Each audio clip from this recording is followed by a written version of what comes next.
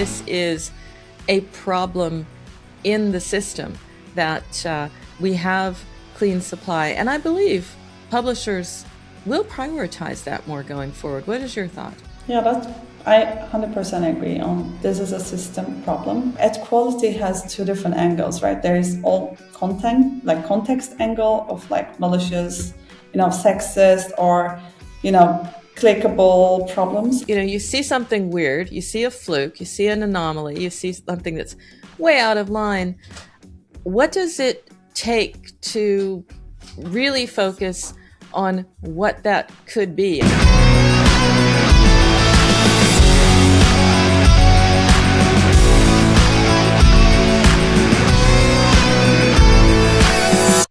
So here we are at MobileGroove, and it is that mini series where we look at ad quality. What do publishers think versus what actually works in AdMon and ad quality? And that's where we are today, because what better way to find out what they think they're doing than to speak to someone they confide in, right? And that would be, in this case, someone who helps them optimize not just ads, but everything. And that's where we come to you, Ezgi Dogan. Ezgi, you work with multiple publishers, monetization stacks. You have a rare vantage point. You see the patterns and you see the companies from the inside and the outside. You see what works and what fails, what flies, and what is exciting on the horizon. So Ezgi, it's great to have you, first of all, because you are the woman with the inside track. Thanks, Peggy. It's great to be here, of course.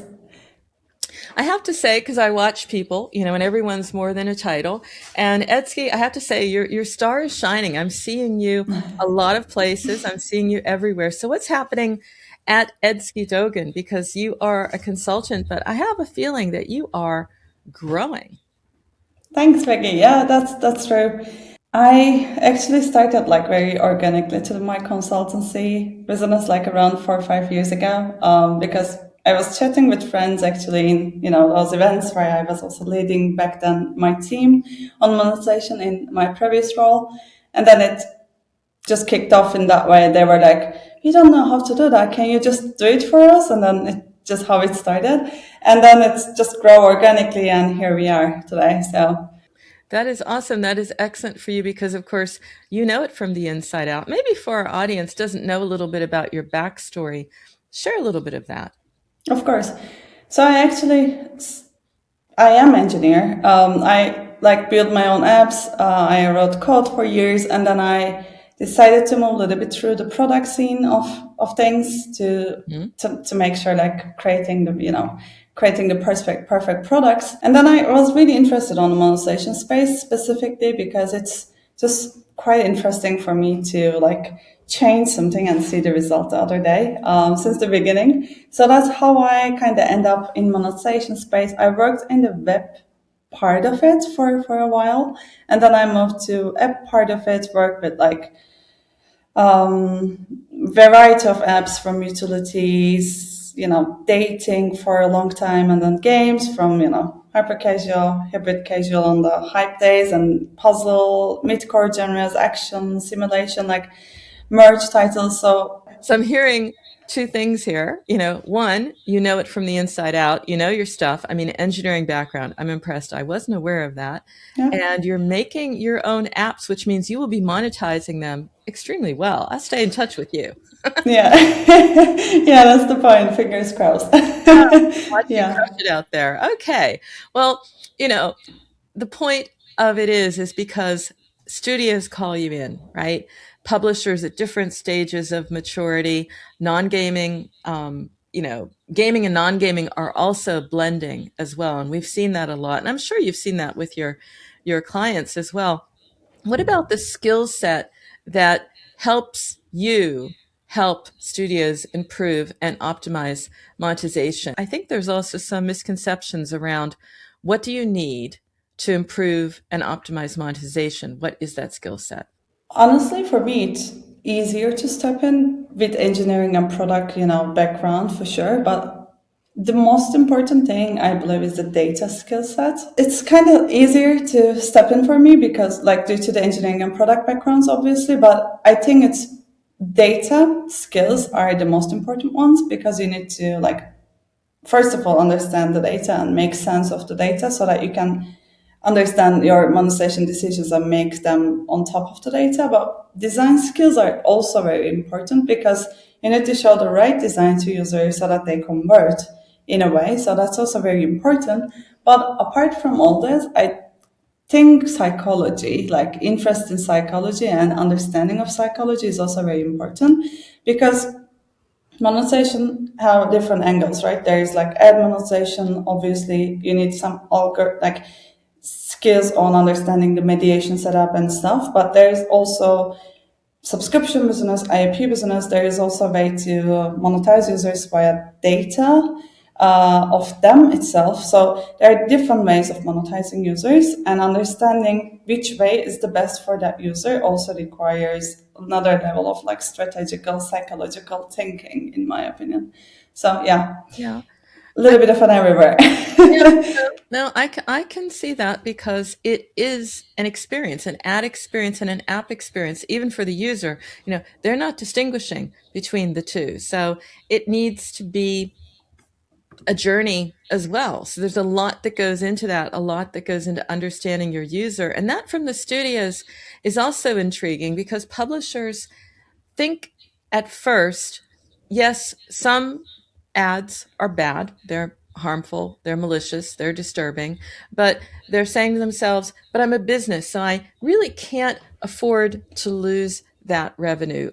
You've seen this in practice, and you've also seen when publishers more or less tolerate bad ads. But from what you've seen as the overall picture, how are they actually impacting revenue?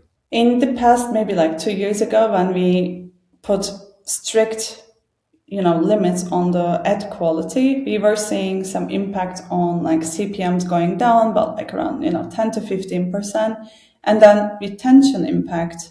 Plus, the when we limit the duration of the ad, we were able to let users more actually watch much more ads because number of during the playtime number of ads watched was increasing because we cut the total duration. Because they weren't However, annoying or upsetting. That's why. exactly. Hmm. But retention impact was not that of a high at that time, probably because that quality was not really that much of a problem as nowadays. As it is now. Yes. Yeah, and experiments generally went up positive doing so. But Mm. nowadays, like since the last, especially 6 to 8 months, specifically maybe after Google enabled their high engagement ads like early 25, and starting with that, Hmm. we are seeing very disruptive results of like limiting limiting your ad durations, limiting like blocking some creatives that are problematic. And we do see up to like 50% drops in the CPMs, whereas retention increase is not really enough to cover that much. So churn is definitely a metric to track in that. But Yeah. even if like, yeah, there are some cases that, there are different ways of it. Like if you're fully ad monetized business, then it's getting more and more challenging to take control over it because you are seeing a revenue drop, that's for sure. But if you are more of a like IAP subscription also focus, Mm.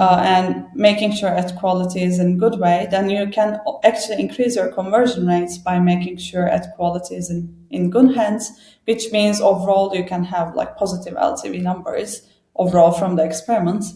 But overall, it's getting more and more challenging, and yeah, Mm. a lot of developers also consider different platforms and different mediations nowadays just because of that reason, to make enough revenue but still make sure ad quality is in good levels. I've heard that as well. I've heard that it needs to be a balance. And so people are looking, publishers are looking at the networks themselves. And we'll get to that in a moment because they're looking for clean supply and they're wondering, I'm wondering, we're all wondering where it breaks down because it's a system issue. That's something that we also heard when we were together in PGC London on our panel. We heard Maloko Yeah. say that, this is a problem in the system that we have clean supply. And I believe publishers will prioritize that more going forward. What is your thought? Yeah, that's I 100% agree on this is a system problem because, for instance, let's like take an example of one network generating overall 5% of revenue share in the industry. If they say, okay, I limit ads, rewarded ads to be 30 seconds, interstitials to be skippable after five, and I'm blocking all, auto-click creatives and everything, Mm-hmm.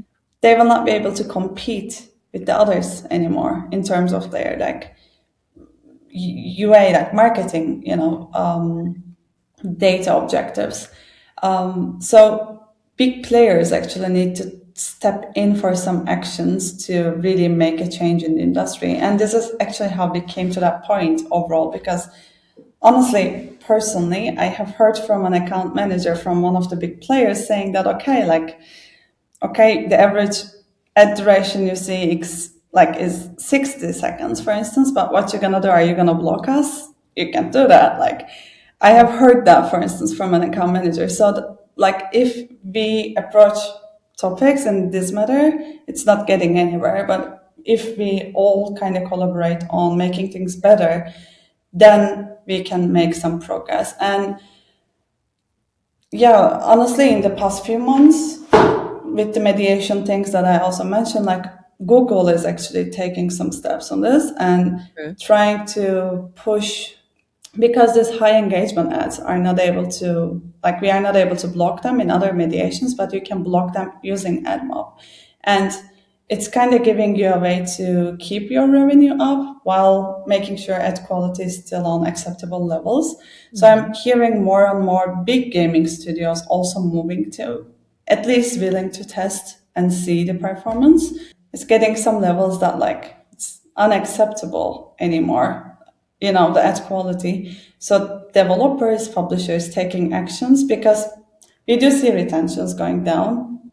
We do see daily active users going down. We don't really make sense of why, and it's generally ad quality. So we need to understand, we need to take some actions about it. Otherwise, we are losing users. We are, making, because ad experience is a product experience. So yeah. So we take some actions and force industry leaders on the advertising end to also take some actions. This is where I see this is going through. I mean, it impacts retention, LTV. Also, for increasingly for studios, I was just talking to a couple in sort of like the mid range, and they're like, we want to build a brand. We have IP. It's not only have to be the top IP. We don't only have to think about if you have Angry Birds, great. If you don't, you can't be in on this. There is IP that they can turn into brand currency, and then brand trust becomes a concern as well. That's true. You also collaborate with, different brands on different cases, such as some like D2C, ways to interact with the users, and you can also have some direct sales demands that you can interact with, or it's just your own brand, like your app, and the quality of it, and the store reviews and perception of the brand is also important, because if you show bad ads, it's you that you're showing bad ads. No one will say it's coming from X advertiser or is that advertiser. And I found that very interesting because this is something I see we're at the cusp of. And I'm fascinated by the case studies that you've shared in the past where, commerce and games are coming together, whether that's in a rewarded scenario or just trying to be, again, more of a branded partner scenario. But, you are the company you keep. So even if the studio isn't thinking about it, the commerce brand is, and thinking, look, those ads you're showing, that's not what I want to be associated with. It's hard to have a control over your full ad content while you're serving billions of impressions every day, right? So you need to have the right tools to make sure you know at least what you serve, and it's becoming a problem. I have had cases, yeah, not the good ones, but like especially for the sexual ad content that has been shown in the product, causing some issues with some agreements with the brands that we are collaborating through.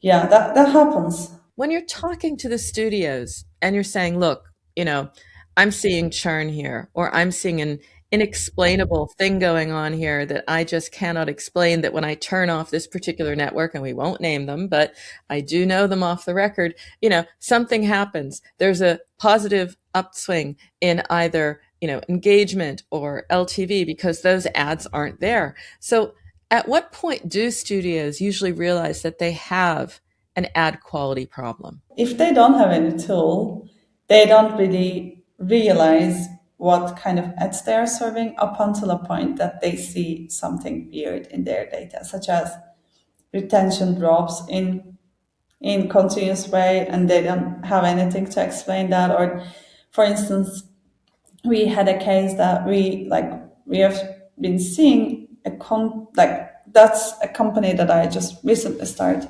collaborating with. They are seeing like some daily active user drop continuously, and they were thinking that it's UA related. Like UA is not that effective, so that we can't really get enough, related or effective users into the game, and this is why we see a drop, because we don't necessarily change the product that much. There's no obvious reason to see lower data active user numbers. But it actually turned out that it's because of some ads because ads. So maybe to start with, like ad quality has two different angles, right? There is all content, like context angle of like malicious, sexist or, clickable problems. And this other part is the duration of the ad and, how long it can take and how many clicks you need to close the ad. And the problem we had in that account was on the second side of it, because it's for getting longer and longer. And when it happens, you don't know, because no one really announced it. And when they do a change in their creatives, for instance, networks, they don't announce it. You just need to figure it out yourself, ask them. If you are lucky, you get a response that happens, right? So yeah, unfortunately, that's the thing. And we realized that ads getting longer and longer, and some new networks that we have been integrating have some like 3-4 clicks to leave the ad, and users were staying in some loops of they trying to close the app, they go to store, they come back to the app, they again in the same ad there, and then they churn. And that's why we were seeing lower data active users. It was not obviously UA related, but when you start seeing things that are not going in the right direction or not going in the direction that you were aiming to, then you start thinking of like what's wrong, and then one of the big things you are finding is ad quality generally nowadays. So really, when you see something that is just, whoa, where did that come from? As you said, the studio first thinks, well, it was something in the UA efficiency. So it was us, but it's not. Just curious, you see something weird, you see a fluke, you see an anomaly, you see something that's way out of line. What does it take to really focus on what that could be? If you're seeing something acute, like if you see, retention drop 5% in a day, you are likely to find the reason more easily. Whereas if you see a continuous drop, it's more challenging to find out the exact cause always. But if you don't have any releases around that time, if you didn't do a product change, it's a tendency also from the product side that they blame the ads, and they say like it's probably because of the ads. That's also something, because it's so common that like everyone also thinks about ads at the first place. Customer service, if you have one, is very helpful in this, or user comments, or if you have some tools such as like Discord channels that you communicate with users, those are very important because you can understand some bugs if there are something that your QA team is missing. But easiest way is deep dive on the data for hours and hours and trying to find the reason. And majority of the time we are still not able to find where this is coming from, because even if it's ad related, you need to first find which ad, which network, and which advertiser, and what's the exact ad it's causing it. So it's a process. And for me, it's a little bit easier because I have, visibility over multiple accounts, and I'm experiencing similar stuff in multiple accounts. That's giving me more understanding of why this can be happening, if this is a common problem. We're seeing more of these bad ads, these deceptive by design, send you off in this loop. I'm hearing so much about it. You just go to the app store, leave the app store, go back to the ad, leave the ad, go back to the app store. I don't know if that's the ad that did it, but you shared the example of, on the panel, it was actually, so we all heard it and we were pin dropping in the halls at PwC London, a bad ad wiping out 20,000 DAUs in an hour, right? So Yeah. daily active users that people spent and fought to get wiped out. What did that moment actually do for that studio internally? Because it's like, oh my God, it's possible to lose that many in an hour. What is the change that then they make to make certain that that doesn't happen again? Unfortunately, it's very hard to make sure it doesn't happen again, because we need to be proactive, not reactive. And in the ad space, since you cannot control all of that going live one and after, it's very hard to be completely proactive. So you need to trust your partners on their control mechanism as well. And this is where we struggle the most nowadays. So we are looking to implement some external tools and solutions that we make sure this is not happening again. It could be some internal developments, of course, but it could be also some external tools that maybe just show you the reality so that you can use and see, at least the churn rate per network or like click rate per network, so that you can understand if it's really a click or auto click and where this might be coming from. Or you can use solutions like AppHarbr, for instance, to make sure you're closing those creatives on time in proactive way. But still, that example of like losing users in a couple hours, 20K US users that we were like losing in a day, that's actually caused by an algorithm change from a network, that they created those infinite loop of ads that users were, so like while ads kind of waiting to be skippable, because there is a 5 to 15 second time period that it is not skippable for interstitials, they were showing a skip button with Google Play Direct, and users were like seeing skip button and trying to go away. And then when they end up in Play Store, there was a bug that they cannot come back to the app, so they were like completely churned overall. It is a source of revenue loss to show bad ads. But how do you reframe that? Because ad quality has been seen as, it's revenue protection, it's a growth driver. We see that when we look at LTV, when we look at churn, when we look at the App Store reviews. But you have to frame it to say that the loss of CPMs, for example, that is, there's a balance here. There's a give and a take. But you're talking to a studio and you're telling them ad quality is important. It protects your revenue, it protects your users. But how do you make that argument? Because they are focused on what their incentives are as a team. Yeah, that's for sure. The first thing that I'm like, generally, teams are coming me mentioning about ad quality concerns, honestly. But the first thing that I do is like making sure we have a tool to show the reality, because it's almost always worse than what teams think their reality is. So they think, ads are maybe 1% malicious, or like, rewarded are generally 40 seconds, which Yeah. in reality they will see 90 seconds and they're like shocked, and they are, you know, Yeah. convinced by themselves to take some actions already. So making sure we have data to see to have visibility over what we have is like step number one for me. And then from that point, we can also understand whether it's a real problem for that product or not, to decide on what kind of action we're going to take. But for some accounts, for instance, if they are quite dependent on networks that are more problematic, it's also not very easy to solve the issue, because the revenue impact we see is quite high.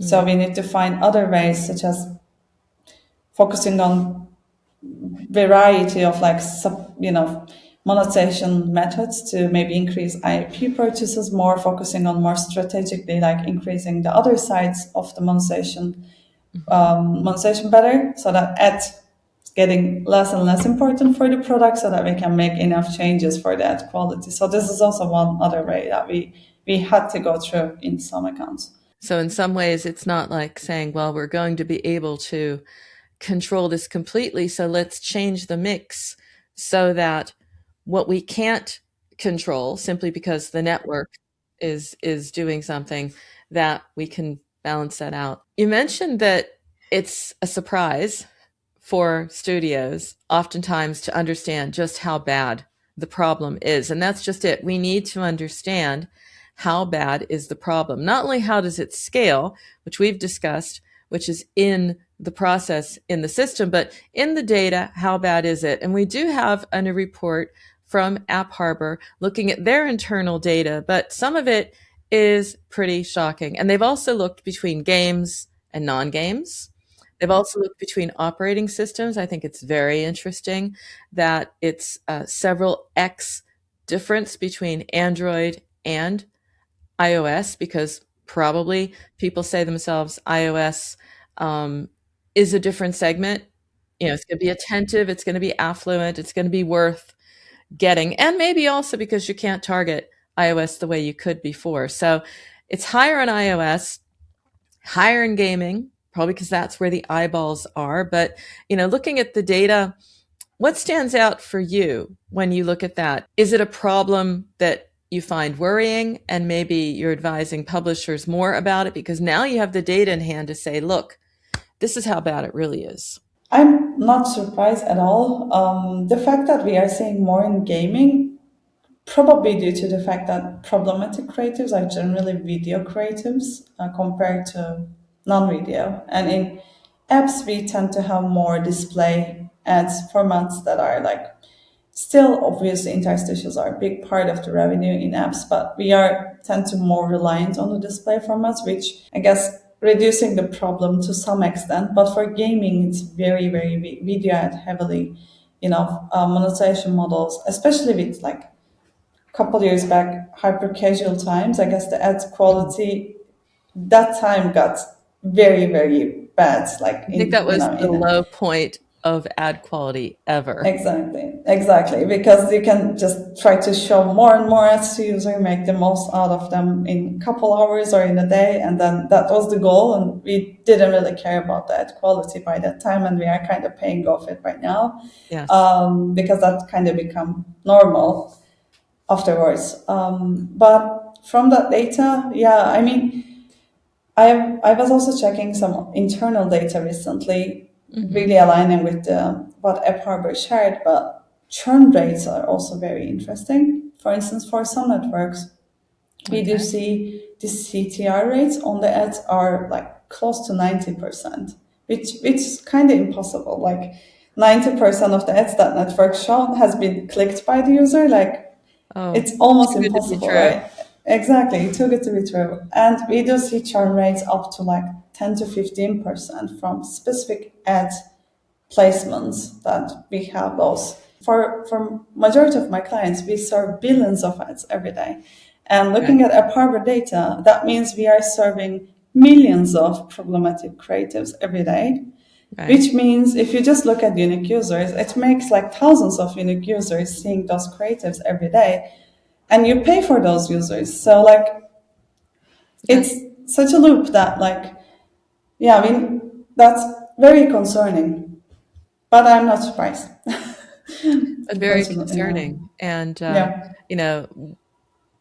publishers think, or they're often told, well, it's handled someplace upstream, right? But where does control for ad quality actually live today? It needs to be us. It needs to be developers. It needs to be publishers.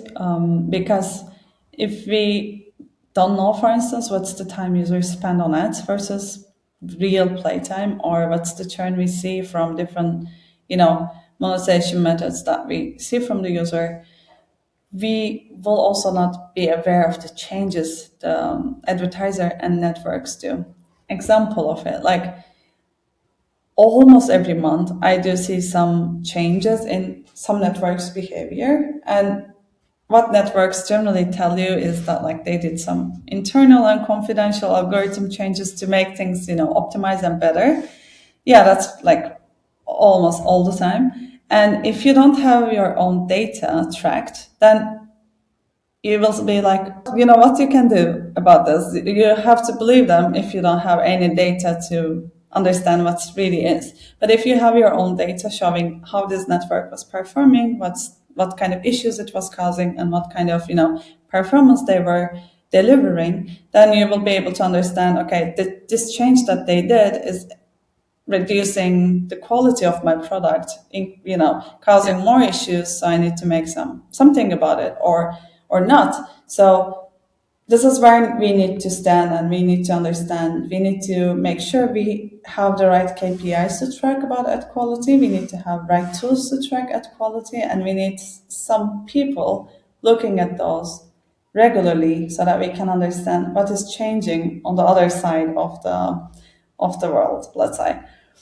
And you also need policies, because networks will implement, you have to say, this is where I draw the line, to at least understand if it's being implemented or not. In terms of the policies itself, I'm 100% on the same side that like, if we, as a supply side of things, if we can make decisions based on really, taking ad quality into consideration at some point, which I think we are there, those networks are also forced to take some actions about this. Otherwise, they are losing their customers, they are losing their user base, and yeah, they need to take some action about it.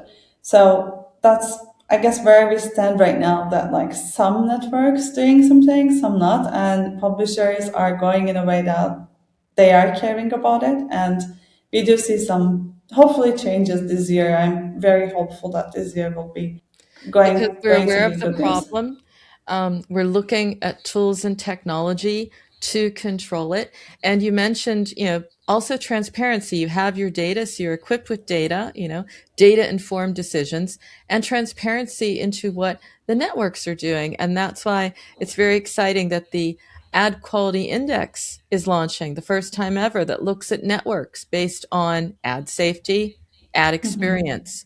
And the early data tells us that we have different companies, different networks for different types of apps, non-gaming and gaming. But overall, we're seeing what the data is telling us. And I'm wondering, for your perspective, armed with this new data from this index, how can a publisher use this index? How would you advise them to use the data in this index to, yeah, to make certain that they're treating clean supply as they should? Yeah, that's a very valid point, Peggy. And that just reminded me that, like, around, I guess, 1.5 years ago in Games Forum Barcelona, I believe, I made a presentation about the ad quality and like some tests that I've been running and like the impacts of it. And I gathered some kind of document to like show, the ones that are interested, to show like how they can make those changes in network dashboards, or because it's even that's not really clear. And that was like very interesting topic by then. No one was really talking about it. And I get a lot of people interested in that document, like asking me to share, and I needed to make a public document, really organized to help people out about this. Yeah. And in the past couple months, I'm seeing a lot of content about this topic, right? Like everyone is releasing some new index reports about like what they see in their portfolio. Some consultancy companies also sharing what they see across, different clients they are working with, what kind of data they see. It's getting more and more popular, and we have definitely more visibility over the data right now. So what I will suggest is definitely go into this data, look into it, and try to see which networks are less problematic overall for your title vertical, and what kind of problems are very common in your vertical, title, app, whatever, and try to see if, for instance, if you are implementing new networks, make sure to keep retention ad quality metrics as a KPI, not only revenue or ARPDA, or if you are like looking into ways to reduce the ad density for user, maybe start from those networks and see the impact of like how those Yeah. problematic ads affecting you. It's at least giving us a start point of where this problem might be coming from for your app at least.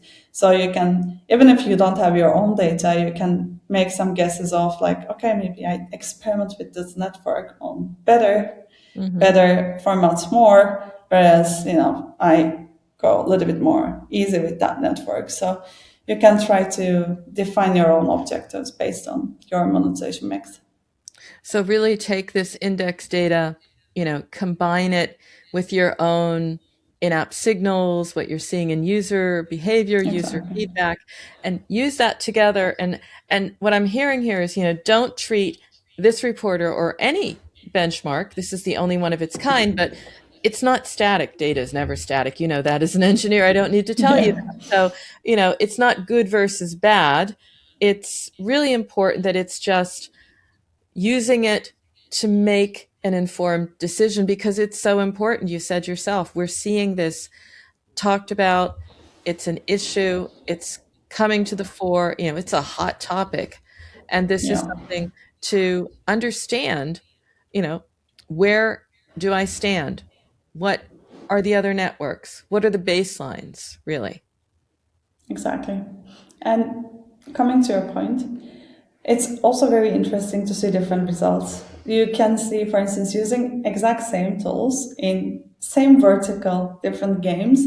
I have experienced one network being very problematic, and in other game, that network was not really causing any issues looking at the data. So that's yeah, exactly. It was like I had a couple cases like this, and it's very interesting because what works for you is could be also very specific to your user niche, your age group, your location, not necessarily a vertical or Yeah. type of app you have. So there are definitely it gives you some baseline of start thinking about it, but you need to do your own experiments to really understand what works for you.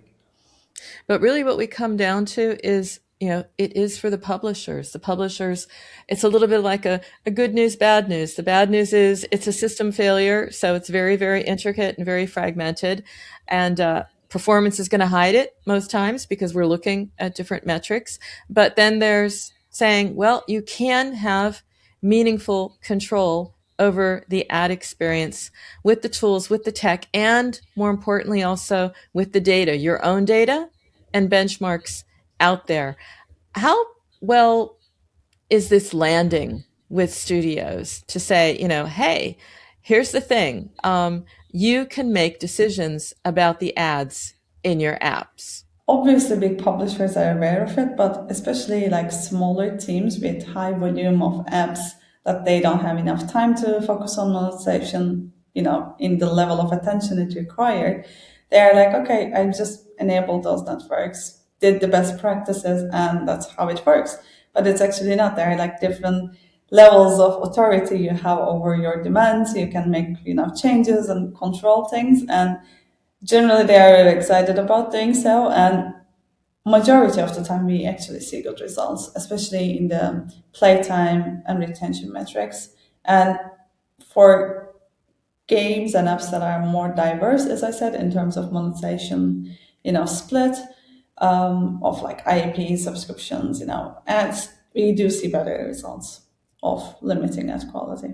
So it's all coming together because we're talking about it more, but it's a user experience. It's monetization. We have regulation, a lot of it coming. I was just talking again to Jessica Tai, who is often been in our discussions and on panels talking about the regulation. She was just yesterday another ruling of another app showing bad ads where it's then banned. It's just that simple. So regulation is stricter, monetization is stronger. Sensor Tower said it's mobile monetization first. It's a monetization first landscape, and player expectations are greater. So all of this is coming together.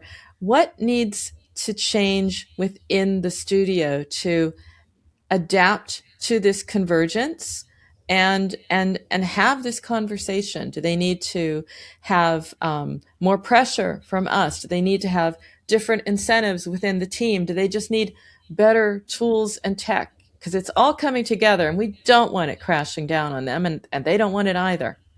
Yeah. We need to talk with our partners more. We need to talk with our users more, and we need to understand better of like what's the experience we are serving to Okay. our players, users. And when we really, pay attention to it, I'm pretty sure it's becoming more and more important for the teams.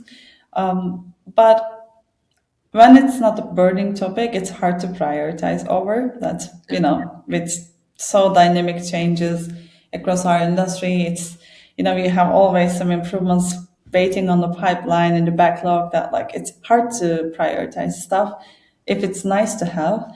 But if we really, I kind of repeat myself, but if we really understand the issue Mm-hmm. with the data, then we see it's not nice to have, it's like must to have. And then at that point, we can easily prioritize. And generally, I guess monetization teams are main person for this, but product teams are also, need to be aware of it quite densely and hear from Dialogue in users. the organization, dialogue across the industry, which is Exactly. great because we also have, in addition to all the other opportunities, in real life at events to meet, we also have the Player First Collective Slack community that I'll be talking about more and you'll be hearing about more and hopefully joining me there, Ezgi, where I hope to also spark that conversation. But staying on this for just a moment, you work with so many companies, so I'd love to hear from you. You know that there are publishers who are getting this right and you're working with them. And I've been talking to them where they actually do say, I don't want to be known for bad ads. I don't want to be known for scams, upsetting ads, harmful ads. You're working with them. What are these publishers who get it right doing differently than the other publishers? What can we learn from them? I mean, generally, mobile apps, mobile gaming is such an industry nowadays. It's so competitive, right? Like, example of like you are looking for sport app, you just type something, you see thousands of apps, and actually Mm, majority of them very close to each other in terms of how they right. look, how they like act as act as a service. It's very similar products in majority. Same for the games. It's different look, different Yeah. designs, but the mechanisms like the core loops and meta functionalities are also very similar. So what makes you different is also the experience itself, not what you directly provide to user as a product. Yeah. And ads are a very big part of it. So if you see successful apps with successful games with high number of users making really good revenue, you will always see that they are giving priority over the experience of the user and try to make sure experience is smooth, which includes ad quality, which includes notifications, which includes like anything that can potentially disturb user. So yeah, what they do right is they prioritize this over and make sure they have good experience. I will say I mean, obviously they have resources to like see what's available to them and have those tools, which is more easier for bigger successful products, but Yeah. still prioritizing this is very important because if not, you can make money for some period, but you will have a Yeah. declining metrics, declining graphs, which is not very sustainable. And most of the studios I know are in for it. They're into it for the profitable growth, not the one-offs. It's far too expensive for one-offs. That market, that mind shift, that has moved on. And we're moving into an area and a time where experience matters. That extends to the ad experience. And just as you said, leading publishers, successful publishers, they are prioritizing this and they will continue to do that. And so you will probably continue to be part of that conversation, Ezgi. What's next for you? Because this is an area where I wouldn't say it's your only specialization, but certainly where you've been very focal in the ad quality conversation. That's why we've come together, bringing it, making it reality, not just theory. What's next for you? Yeah, thanks, Peggy. I would say what make this very important for me, probably my, product, persona that's coming with me, because I'm like not looking numbers from only revenue perspective, but I care about the product itself, the product metrics quite densely. Yeah. And also like looking into some, monetization from different angles. It's obviously not the only way we monetize users, but we need to make sure product is the priority and we need to find ways to monetize users, but this is not the only way, right? So for me, I'm very happy about what I do. I will probably continue being in the monetization space, helping, developers, publishers out in their efforts with more, product focused monetization strategies and initiatives that I can help with them. Mm-hmm. I saw you as first as a builder and a shaper, Eski, and I was right. That's the type of person you are. You're a little quiet, but you are a force. I think it's like one of those, they say where in where I'm based in Germany that, it's the still water that runs deep, right? No. The power in being focused, and you certainly are focused on this, on the product, on the player experience, and on helping publishers bring that all together in a profitable business. So thank you so much for sharing and showing us that, if you're saying bad ads are the cost of doing business, no, they are not. So thanks so much. Yeah, there is a way. Thanks, Becky. It's great Excellent. to be here always. Awesome. Thanks for sharing. Of course, everyone else, you spent your time. You were here. That is valuable, and we value it too. So tell your friends, tell people who think that ad quality is a given or something that is, again, just the cost of doing business. Share this with them and let them know, because this is a conversation we all need to be a part of. And of course, you can do that on the Slack channel. More details about that also in the show notes. And yes, subscribe, because this is an ongoing conversation and you don't want to miss any of it.